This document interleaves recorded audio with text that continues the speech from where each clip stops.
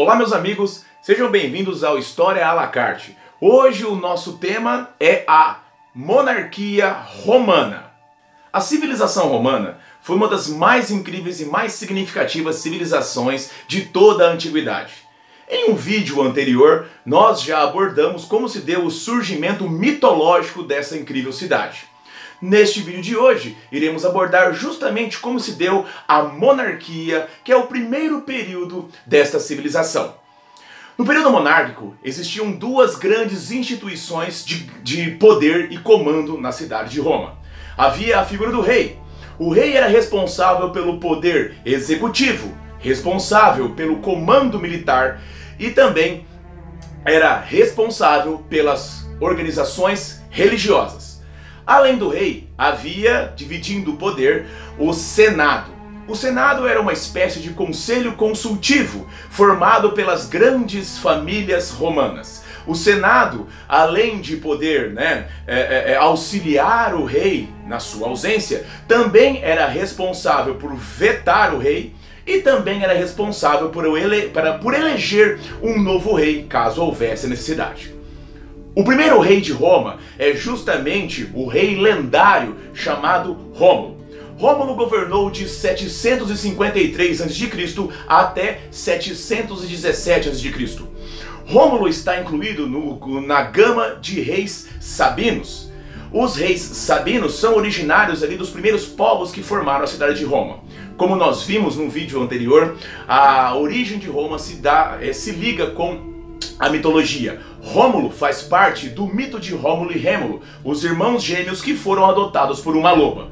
Rômulo, não existe muitas informações sobre ele. Na verdade, o fim de seu governo é muito nebuloso, já que Rômulo teria desaparecido ao longo de uma tempestade. Alguns dizem até que originou o deus Quirino.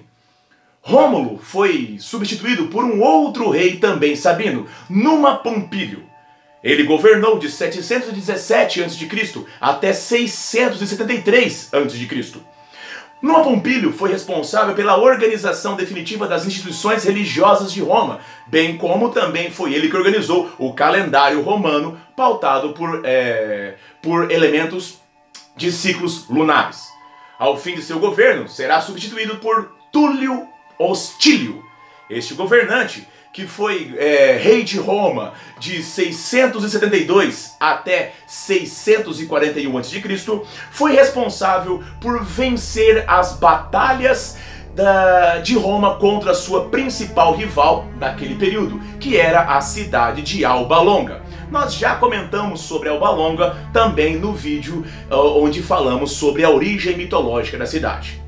Alba Longa também era uma grandiosa e rica cidade que estava ali também num processo de expansão no longo da Península Itálica. Depois de Túlio Hostílio, nós tivemos Ancomárcio. Ancomárcio foi o último rei sabino de Roma. Governou de 641 a.C. até 616 a.C. Ancomárcio foi responsável pela construção da primeira ponte sobre o rio Tibre e também responsável pela construção do primeiro porto realmente significativamente grande de Roma, o porto de Ostia. Depois desses quatro reis, que eram sabinos, vieram o governo dos reis etruscos. Esse governo etrusco começa justamente por Tarquínio Prisco. Tarquínio Prisco, meus amigos, foi responsável pelo início dos grandiosos trabalhos urbanísticos que marcam o governo etrusco.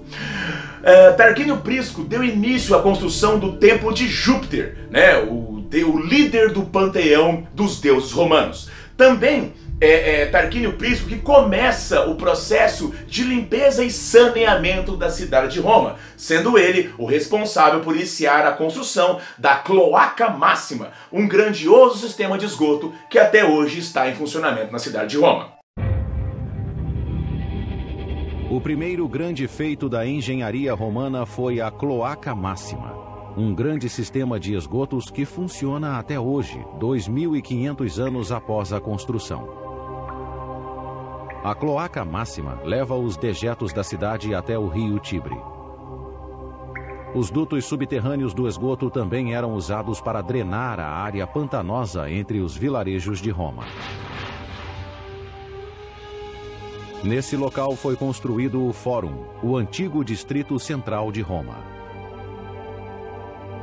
The construction of the Cloaca Massima is the key event in transforming Rome from a series of tribes living on disparate hills around a swampy marsh into kind of centralized, unified culture. The new Roman Forum that resulted from the draining with the Cloaca Massima really allowed that culture to consolidate in one central place. Depois do governo de Tarquínio Prisco, que vai de 616 a.C. até 579 a.C., nós tivemos o governo de mais um rei etrusco, o rei Sérvio Túlio. Sérvio Túlio governa de 579 a.C. até 535 a.C. Sérvio Túlio é responsável pela construção das muralhas de Roma, fazendo então que a cidade possa se proteger, se tornando uma grande fortaleza. Além disso, Sérvio Túlio é o responsável pelas divisões sociais de Roma. Essas divisões obedecerão acesso a questão monetária dos indivíduos, dos cidadãos romanos. Nós tivemos ali o surgimento da camada, a divisão e a organização das camadas dos patrícios, a elite romana, os plebeus, os trabalhadores de Roma.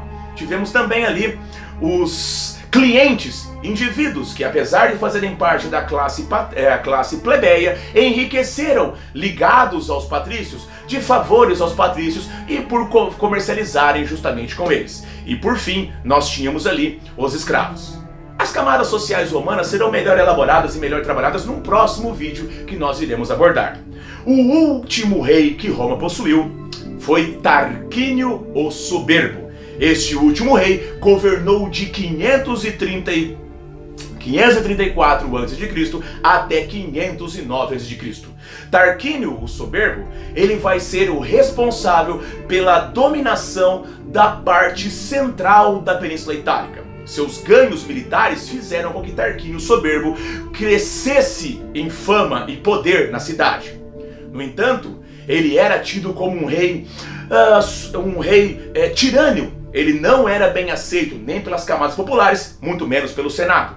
Na realidade, Tarquínio tenta tomar o poder do Senado. Tarquínio tenta um golpe contra o Senado e desta maneira então ele entra em crise.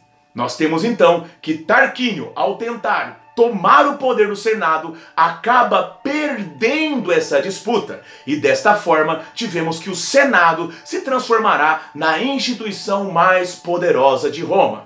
Desta maneira, com o final do governo de Tarquínio o Soberbo em 509, começa uma nova fase da política romana, onde o poder de comando, o poder de domínio será exercido pelo Senado.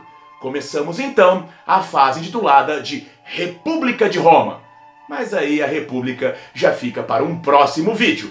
Se você gostou do vídeo, se esse vídeo te ajudou, assine o canal, ative o sininho para receber novas notificações e divulgue. Ajude o História à la Carte a crescer. No mais, desejo a todos um grande abraço e vida longa e próspera.